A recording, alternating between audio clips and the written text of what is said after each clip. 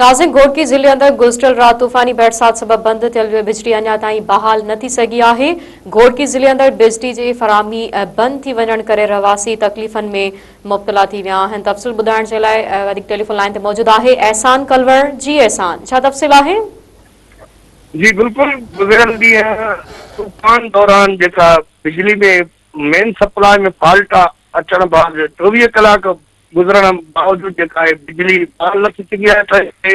घोटकी ज़िले जे समूरनि नंढनि वॾनि शहरनि घोटकी, मीरपुर मां की उबारो, कानपुर मां, अब्दुलपुर, जरवार समेत जेके समूरा नंढा वॾा शहर आहिनि, गुज़िरियल ॾींहं खां जीअं असां ते तूफ़ान आयो त उन दौरान ई जीअं बिजली गाइब थी वई। 24 कलाक अञा ताईं बिजली न अचण करे आम शहरी दुकान परेशानी जो शिकार आहिनि। घरनि में पीअण जो पाणी या व्यंजन लाइ पाणी बि ख़तम थी चुको आहे। जॾहिं त दुकाननि में बि बिजली न हुअण करे सख़्तु गर्मी घरनि में रहंदड़ जेके औरतूं, ॿार, थोरे ॿार, कारोबारी शख़्सियतूं जेके दुकानदार आहिनि उहे सख़्तु परेशानी जो शिकार आहिनि।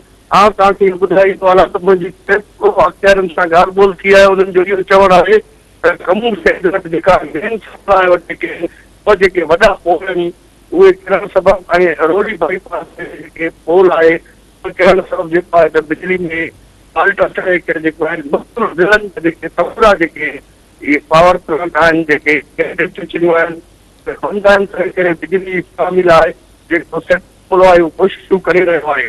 आउं तव्हांखे इहो ॿुधाईंदो आहियां त बिजली जे मौसम जेको आहे गर्मी सबबु जेके हितां जी उहे सख़्तु परेशानी जो शिकार आहिनि ऐं जेको अस्पताल जेको इमरजेंसी सबबु जेके आहिनि मुंतक़िल थी चुका आहिनि। जी एहसान, तफ़सील ॾियण जे लाइ महिरबानी।